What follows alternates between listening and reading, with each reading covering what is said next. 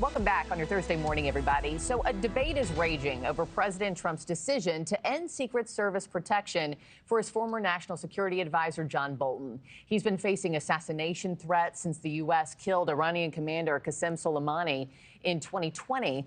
The president, who has been at odds with Ambassador Bolton, saying this on Tuesday. I thought he was a very dumb person, but I used him well because every time people saw me come into a meeting with John Bolton standing behind me, they thought that he'd attack them because he was a warmonger.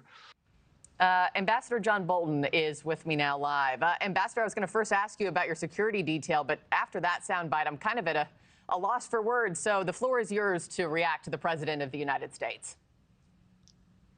Well, look, it's typical of his juvenile behavior, and I guess I got used to it long since, but I don't think it's the kind of image the President of the United States should project to the rest of the world. The fact that he yanked your Secret Service detail away from you, I'm sure comes as no surprise. He has rescinded it before. How does that change things for you and your family on a daily basis, sir? Well, it certainly makes us a lot more vulnerable to this Iranian threat, assuming they follow the media in Tehran, which we know they do.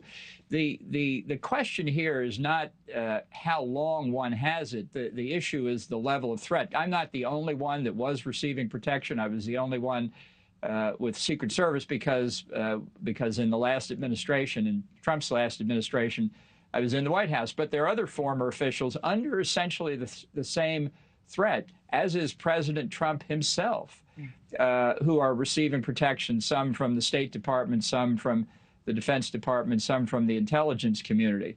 So I hope all of those people retain their coverage because we were all facing the same threat. And I think the fact that mine was cut off shows that it's political retribution. I don't think there's any other conclusion you can draw from it. He doesn't like to be criticized. When you talk about the level of threat, Ambassador, what does that currently look like for you now? Because you have received assassination threats from Iran. You were the target of a murder for hire plot. Do you still feel that threat on a frequent basis? What are you hearing right now in terms of your life and security? Well, I did get periodic updates. And as recently as the end of last week, just a few days before the inauguration, I was told quite clearly by two different agencies that the threat level remained the same. And I believe it remains the same, as I say, for this entire group of former Trump administration officials.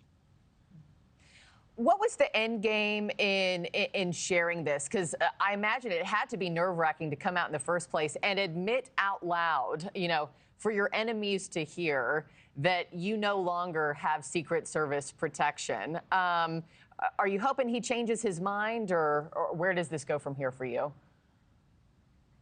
Well, maybe if I get shot, he'll change his mind. I don't expect that.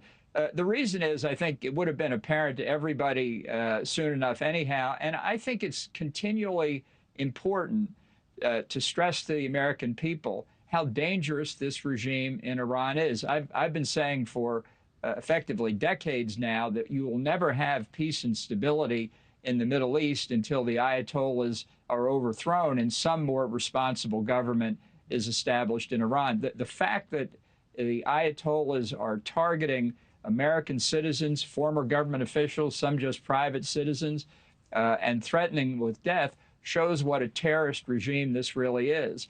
And the notion that they can be trusted in negotiation, whether it's on their nuclear program, which remains extremely dangerous to us, to Israel, to the whole world, given the way they perform, as demonstrated by this continuing assassination threat from people, from President Trump on down to yours truly, this shows what kind of government it really is there. It's simply not one that understands civilized norms.